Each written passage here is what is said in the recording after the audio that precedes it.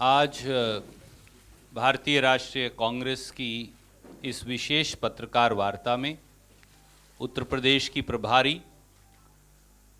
Akhil Bharatiya Congress committee की महासचिव श्रीमती प्रियंका गांधी वड्रा जी का और आप सबका बहुत स्वागत है। प्रियंका जी आज एक अत्यंत गंभीर विषय जो आस्था से भी जुड़ा है, भक्ति से भी जुड़ा है और प्रभु राम को दिए जा रहे भाजपाई धोखे से भी जुड़ा है, उसे लेकर आपके बीच में उपस्थित हैं। मैं बगैर किसी विलंब के उन्हें अनुरोध करूंगा कि वो अपनी बात आपके समक्ष रखेंगी। आदरणीय प्रियंका जी। जी, ये राम मंदिर ट्रस्ट द्वारा जो ज़मीनें खरीदी गई हैं इस विषय में है। आप सबको मालूम है, पूरे देश को मालूम है कि पूरे देश ने, देश के तकरीबन हर घर ने, गरीब परिवारों ने, महिलाओं ने जो बचत की थी उसमें से भी सब ने चंदा दी है इस ट्रस्ट के लिए। और एक अभियान भी चलाया गया था चंदा इकट्ठा करने के लिए। घर घर गए, चंदा इकट्ठा किया। ये सबकी आस्था है और इस पर आज चोट पहुंचाई जा रही है। जो सुरजेवाला जी आपको फैक्ट्स इसके बाद सुनाएंगे, इससे स्पष्ट है कि तीन चीज़ें हुई हैं।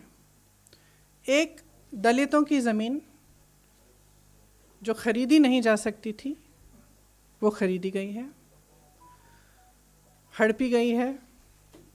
दूसरा कि कुछ ज़मीनें जो कम दाम की थी इस तरह से बेची गई कि ट्रस्ट को बहुत ज़्यादा पैसों के लिए बेची गई। इसका मतलब है कि जो चंदा का पैसा है उसके साथ घोटाला किया गया है, भ्रष्टाचार किया गया है।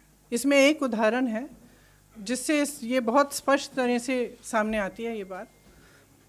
एक ज़मीन थी जो 2017 में 2 करोड़ की किसी ने खरीदी।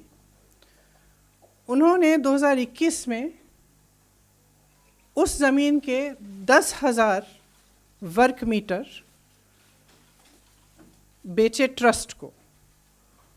वो 8 करोड़ के लिए बेची वो ज़मीन। 10,000 वर्ग मीटर 8 करोड़ के लिए बेची।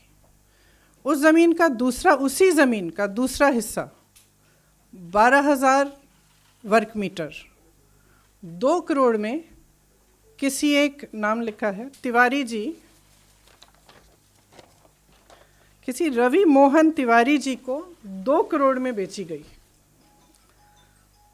कब बेची? 19 मिनट बाद। ठीक है, तो जो दूसरी 12,000 स्क्वायर मीटर की ज़मीन है वो 2 करोड़ में रवि मोहन तिवारी जी खरीदते हैं। 19 मिनट बाद, इस सेल डीड में, जो रवि मोहन तिवारी जी की सेल डीड है जिसके ज़रिए वो खरीद रहे हैं ये ज़मीन, उसमें अनिल मिश्रा जी जो सरसंघ चालक हैं आरएसएस के और राम मंदिर ट्रस्ट के ट्रस्टी हैं, वो गवाह हैं। और उसमें दूसरे गवाह कौन है?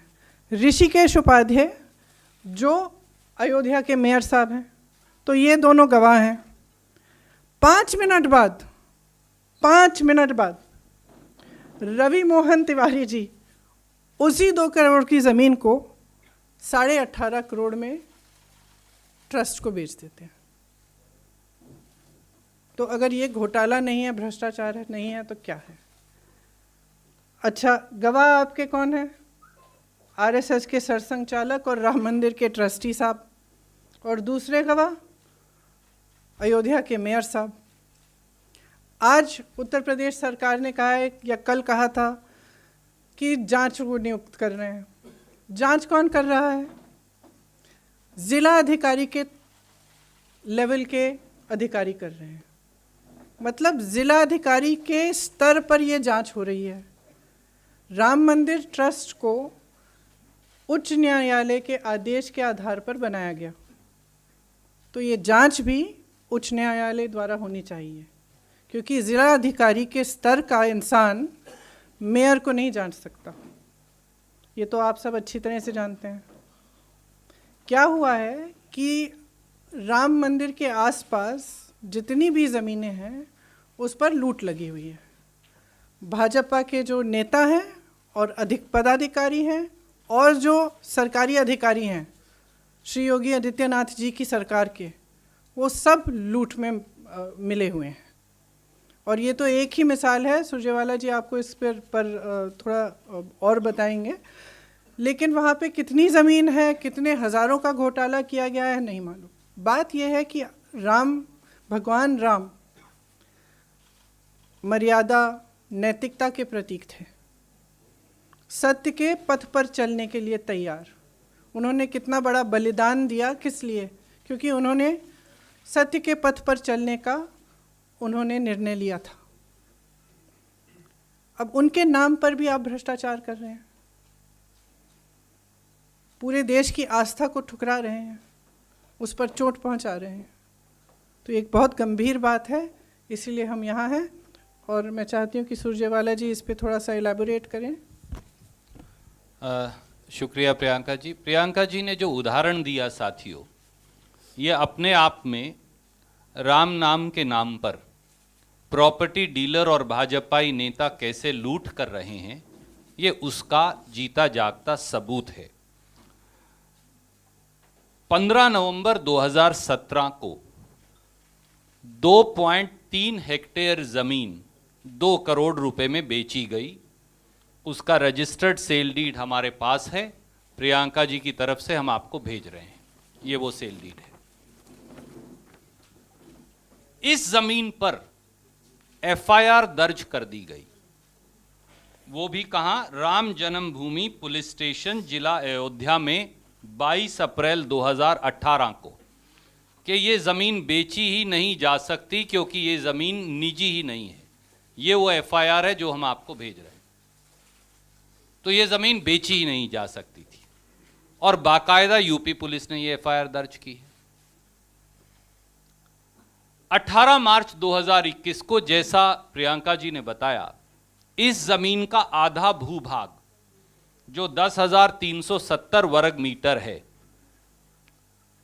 खरीदने वालों ने, जिन पर एफआईआर दर्ज है कि आप ये बेच ही नहीं सकते, उन्होंने 8 करोड़ रुपए में राम मंदिर ट्रस्ट को टिका दिया। ये वो सेल डीड है, इसकी कॉपी भी हम आपको भेज रहे हैं। इस पर बाकायदा चंपत राय जी ने राम मंदिर ट्रस्ट की तरफ से खरीदी। चंपत राय जी जो आरएसएस के पूर्व लीडर हैं और मोदी जी ने जिन्हें राम मंदिर ट्रस्ट का सचिव बनाया है। और इस सेल डीड पर भी अनिल मिश्रा, ट्रस्टी राम मंदिर ट्रस्ट, और ऋषिकेश उपाध्याय, मेयर भाजपा अयोध्या के दस्तखत हैं। तो पहली बात तो आधी जमीन ही 8 करोड़ में रख ली। उसके जैसा प्रियंका जी ने बताया, 18 मार्च 2021 को ही 7:10 पर शाम को 12,080 वर्ग मीटर, जो उसका दूसरा हिस्सा था जमीन का, वो रवि मोहन तिवाड़ी ने सिर्फ 2 करोड़ में खरीदा। तो ट्रस्ट तो 10,000 वर्ग मीटर 8 करोड़ में खरीद रही है, पर उसके 19 मिनट के बाद एक प्राइवेट व्यक्ति वही जमीन का दूसरा हिस्सा 2 करोड़ में खरीद रहा है। उससे बड़ा हिस्सा, उससे भी बड़ा हिस्सा, और उस पर 12,000 है, वो 10,000 जी, और उस पर ट्रस्टी साइन कर रहा है। तो ट्रस्ट को पता है, जब राम मंदिर ट्रस्ट का ट्रस्टी साइन कर रहा है तो उन्हें पता है। और 5 मिनट के बाद, ये वो है जो उन्होंने खरीदा 2 करोड़ में, ये सेल डीड भी हम आपको भेज रहे हैं। और उसके 5 मिनट के बाद 7:15 पे, जैसा प्रियंका जी ने बताया, वो 2 करोड़ की जमीन इसी राम मंदिर ट्रस्ट को 18.5 करोड़ में टिका दी जाती है, बेच दी जाती है। इस पर भी चंपत राय सचिव के दस्तखत हैं राम मंदिर ट्रस्ट के, और इन्हीं दोनों लोगों के, अनिल मिश्रा के, इस पे भी दस्तखत हैं, और उसी उपाध्याय के दस्तखत हैं। तो उन्हें पता है कि 2 करोड़ की जमीन 5 मिनट में खरीदी थी, उसके बाद बेच दी। ये दुनिया की, प्रियंका जी मुझे कह रही थी कि दुनिया की सबसे जल्दी महंगी होने वाली जमीन है, क्योंकि ये 5,50,000 रुपया प्रति सेकंड से बढ़ रही थी। तो ये शायद दुनिया की सबसे महंगी वाली ज़मीन होगी। एक बात और है जो आपने अभी बताया भी, 5 बजे के बाद कौन सा तहसील का कार्यालय खुलता है भैया? यहाँ तो 7:10, 6:51, 7:15 पे रजिस्ट्री हो रही है। और एक उससे भी कमाल की बात है, जब ये जमीन बेची गई तो जो ट्रस्ट ने स्टैम्प पेपर खरीदा वो तो खरीदा 5:22 पर रवि मोहन तिवाड़ी ने ट्रस्ट ने खरीदा 5:11 पर और रवि मोहन तिवाड़ी ने खरीदा 5:22 पर।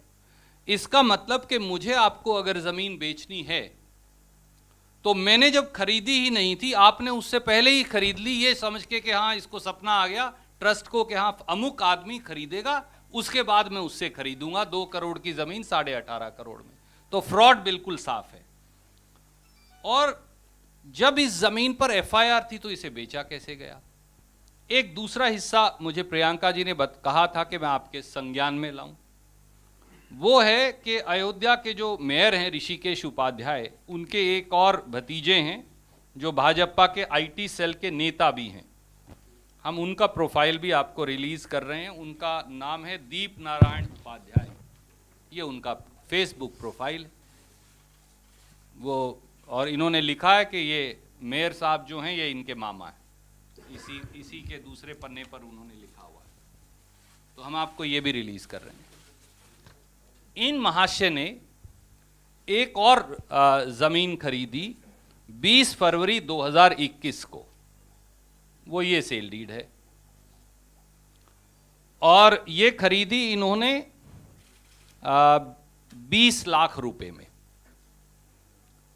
उसके 79 दिन के बाद इसी दीप नारायण ने, जो भाजपाई मेयर का भतीजा है, यही जमीन 20 लाख की 2.5 करोड़ में बेच दी राम मंदिर ट्रस्ट को।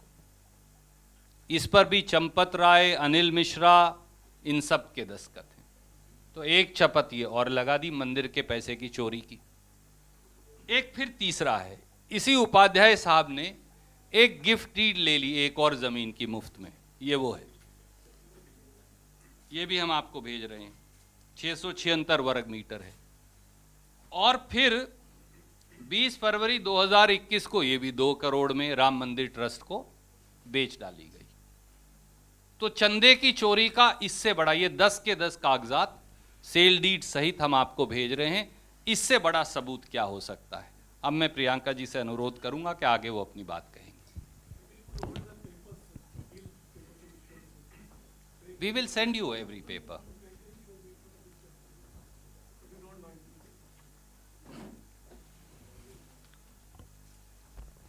If you want to, ma'am. Sure.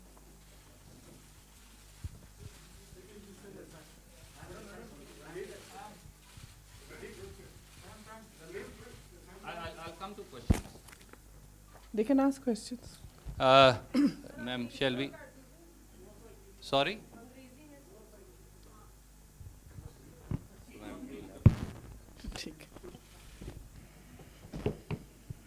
So as Surjewala ji just explained, the money from the Ram Mandir Trust is being basically misused to benefit government officials and members of the BJP and the RSS.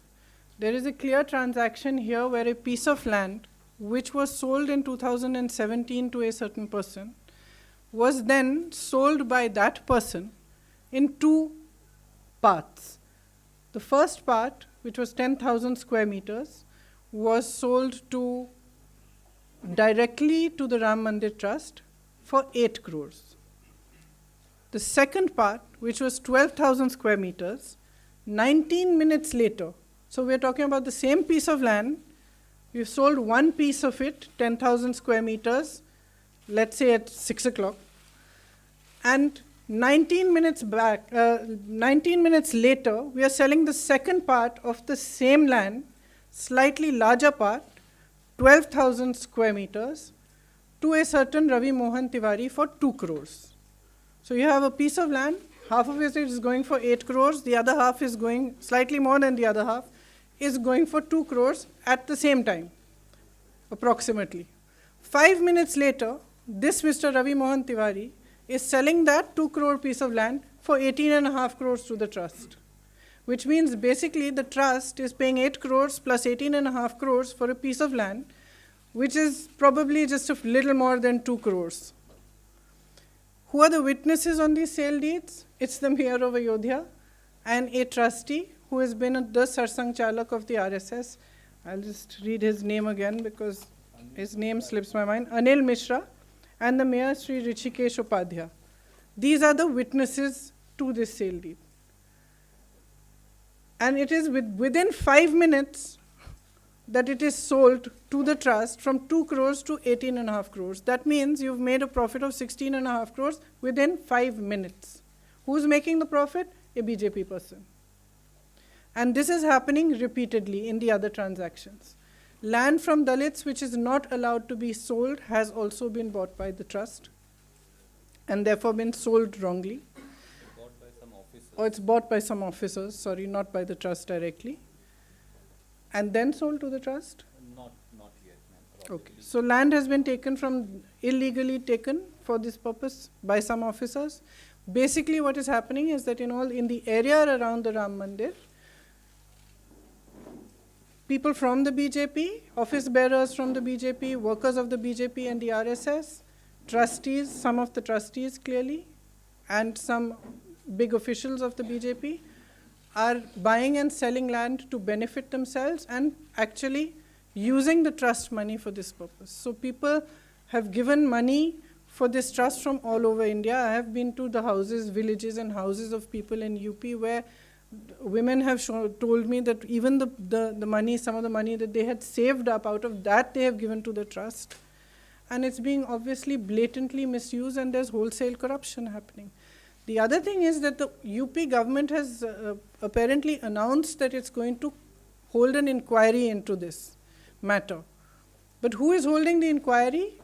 An officer of the level of the district magistrate.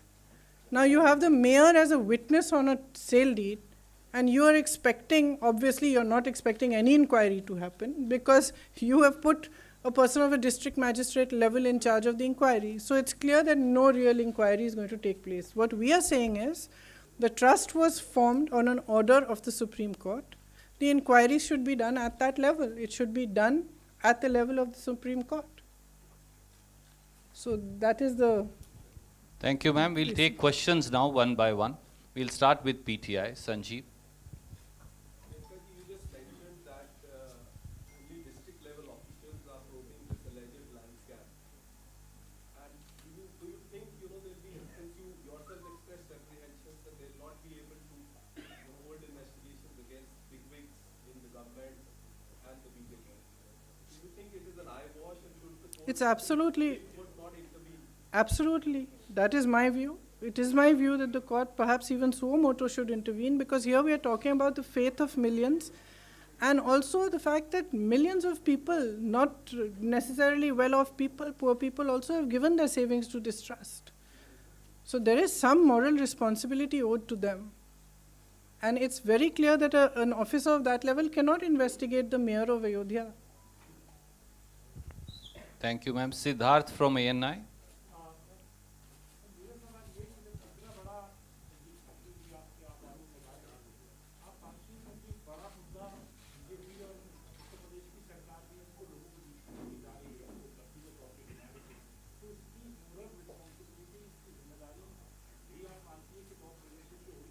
पूरी तरह से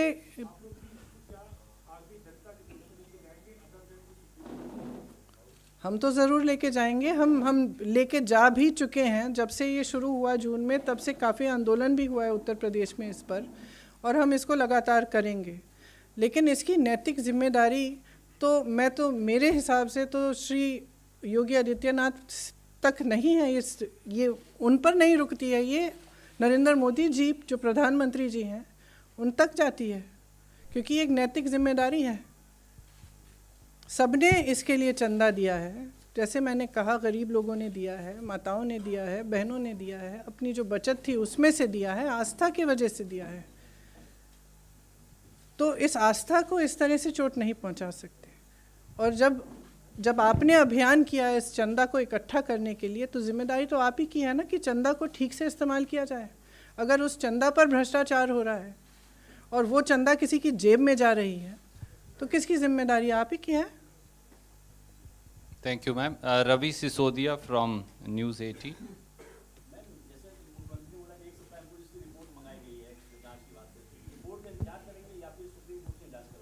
आप बताइए, कोई ज़िला अधिकारी mayor पे जांच कर सकता है? और ये जो ट्रस्टी हैं, ये राम मंदिर ट्रस्ट के ट्रस्टी हैं, इस पर कोई ज़िला अधिकारी की आप यूपी आइए और मुझे कुछ कहने की ज़रूरत नहीं है। कोई किसी भी ज़िला अधिकारी की हिम्मत नहीं है कि वो ऐसे इतने बड़े सरकारी पद पे जो बैठे हैं उन पर जांच की जाए। ठीक है, तो ये ऑब्वियसली ये जांच इसलिए कह रहे हैं क्योंकि कुछ कहना है, इस मामले को निपट लिया और आगे बढ़ें, लेकिन ये एक बहुत बड़ा मामला है। Thank you ma'am. Ashish from ABP। UP government ने जांच की बात कही है, जी, बट अभी तक कोई स्पष्टीकरण इस करप्शन के मामले को लेकर के नहीं आया है। जी, ना आएगा। मैम, जिस तरह की जांच आप मांग रही हैं, अगर ऐसा नहीं होता है, यस यू डिसाइड कि सुप्रीम कोर्ट को सो वोट ऑफ कॉन्फिडेंस लेना चाहिए in case if it doesn't happen, क्या आप या आपकी पार्टी भी खुद अदालत को अप्रोच कर सकते हैं? और जस्ट एक मुझे अलाउ करें ma'am, it's again your subject. Ma'am, Lakhimpur कांड को लेकर Ashish, mix questions because let's take one question at a time. We'll take it in a आप second round. पूछ लीजिए, कोई बात। लखीमपुर कांड को लेकर के MOS केमिकल एंड फर्टिलाइजर्स ने कहा है कि बड़ा छोटा मोटा मुद्दा है, तो अगर आप दोनों पे मुझे प्लीज। देखिए, जो दोनों बातें आप कह रहे हैं, चाहे लखीमपुर हो चाहे ये हो, ये पूरी तरह से ये स्पष्ट करते हैं कि सरकार का नज़रिया क्या है, उसकी मानसिकता क्या है। जो लखीमपुर में हुआ आप सब अच्छी तरह से जानते हैं किसने किया, और आप सब अच्छी तरह से ये भी जानते हैं कि आज तक उनके पिता की बर्खास्तगी नहीं की गई है। और वहाँ पे भी जैसे मैंने कहा, कोई अधिकारी, किसी भी अधिकारी की हिम्मत नहीं हो सकती अगर इतने बड़े मंत्री के बेटे ने ऐसा काम किया है कि उस पर ठीक ढंग से जांच करें। वही हमने उस मामले में कहा, वही हम इस मामले में कह रहे हैं। इस मामले में मैंने कहा मेयर साहब का हस्ताक्षर है, राम मंदिर के ट्रस्टी के हस्ताक्षर हैं जो RSS के सरसंघ चालक हैं, और आपने पूरी जांच एक ज़िलाधिकारी के स्तर के इंसान को दे दी है कि आप जांच करिए। तो ये स्पष्ट है कि ये जो सरकार है इसकी मानसिकता ये है कि ऐसा जब होता है, जब कोई अपराध हो रहा है, भ्रष्टाचार हो रहा है, तो सच्ची जांच नहीं कराना चाहते, क्योंकि असलियत ये है कि उन सबको मालूम है कि क्या हो रहा है, और हो सकता है कि भागीदार भी हैं उसमें। Thank you ma'am. Vikrant from TV9। सवाल ये है कि जिलाधिकारी स्तर पे जांच की बात की जा रही है, लेकिन जिलाधिकारी के पिता ने खुद ही 1 किलोमीटर के दायरे में काफी जमीन खरीद रखी है, तो ऐसे में क्या आप लोग सुप्रीम कोर्ट अप्रोच करेंगे? खुद DIG ने भी खरीद रखी है, कह रहे हैं DIG ने भी खरीद रखी है, वही मैं कह रहा हूं, तो उस पर जिलाधिकारी क्या जांच? तो सब लूट में शामिल हैं। आपको लगता है आप सुप्रीम कोर्ट आप लोग अप्रोच? अभी हमने इस पर निर्णय नहीं लिया है, लेकिन आपस में हम डिस्कस करके हम तय करेंगे कि अगर करना है तो ज़रूर, अगर सब लीडर्स। अधिकारी DIG हो गए, जिलाधिकारी के फादर हो गए, इन सब लोगों ने 1 किलोमीटर के दायरे में जमीन ले रखी है, तो उसके लिए फिर तो आप लोगों को विक्रांत जी, करेंगे। जनता की अदालत में तो प्रियंका जी ये लड़ाई लड़ ही रही हैं, और जनता की अदालत कई बार, माफ़ कीजिए, कानून की अदालत से भी बड़ी है, और ज़रूरत पड़ी, जैसा आपने कहा, हम विचार विमर्श करके कानूनी राय लेके इस पे निर्णय कर लेंगे। सुप्रिया जी फ्रॉम आज तक।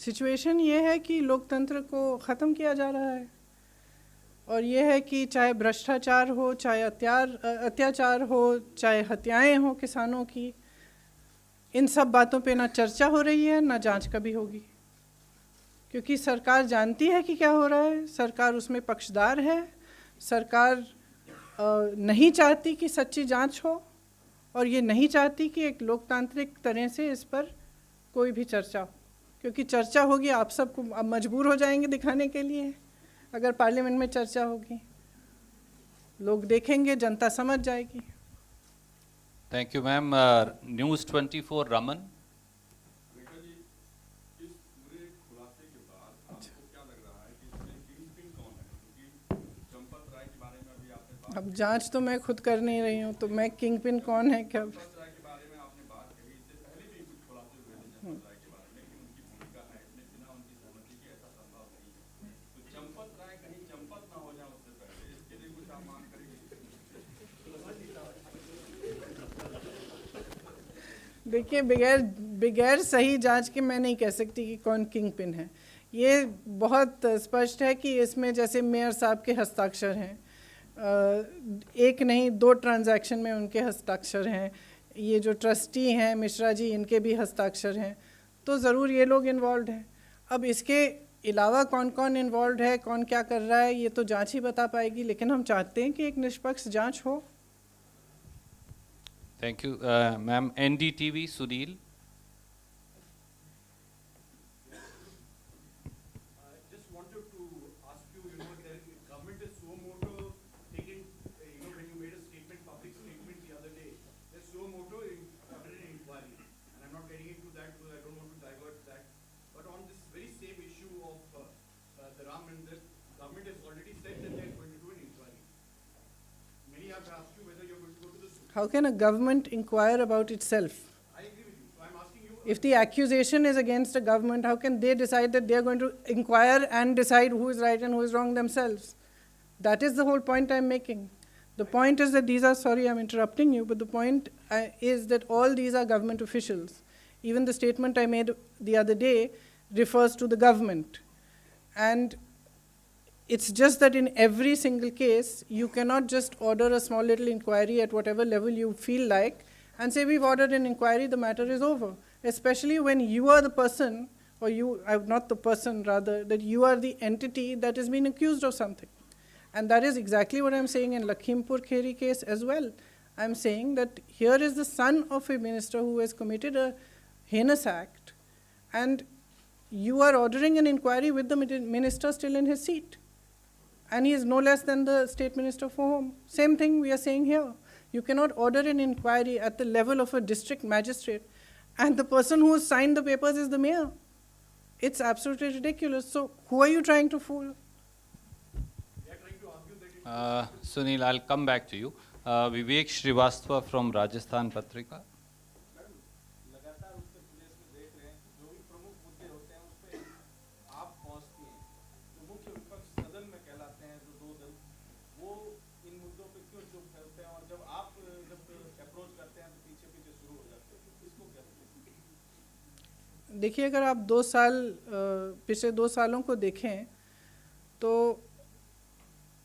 उत्तर प्रदेश में जितने भी विपक्षी दल हैं, हमारे अलावा किसी ने आंदोलन नहीं किया है, कोई सड़क पे नहीं आया है, कोई किसी ने जनता के मुद्दे नहीं उठाए हैं। अब इसकी वजह क्या है? मेरी तो समझ से बाहर है। मेरी समझ से बाहर है कि मायावती जी इतनी चुप क्यों हैं। मेरी समझ से बाहर है कि अखिलेश जी 2 महीनों पहले क्यों अचानक जाग गए हैं चुनाव के पहले।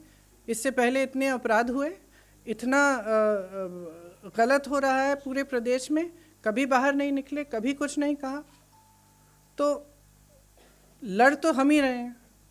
पिछले 2 सालों से लगातार हम लड़ाई लड़ रहे हैं जनता की, हम उनकी आवाज़ उठा रहे हैं। जहाँ जहाँ अत्याचार हो रहा है, गलत हो रहा है, हम पहुँच रहे हैं, क्योंकि किसी को आवाज़ उठानी पड़ेगी और लड़ना पड़ेगा, और हम अपना कर्तव्य समझते हैं कि हम जनता के लिए लड़ें। उमा शंकर। बीजेपी कह रही है कि कांग्रेस पार्टी राम मंदिर निर्माण में विघ्न डाल रही है। तो मैं कह रही हूँ कि हम उनके लूट में विघ्न डाल रहे हैं, कि जो राम मंदिर के लिए जो जनता ने अपनी पूरी आस्था के साथ जो चंदा इकट्ठी कराई, उसको लूट रहे हैं, और हम उसमें बाधा डालेंगे, उस लूट में बाधा डालेंगे। Thank you, ma'am. I think we'll wind up and we'll carry on another time.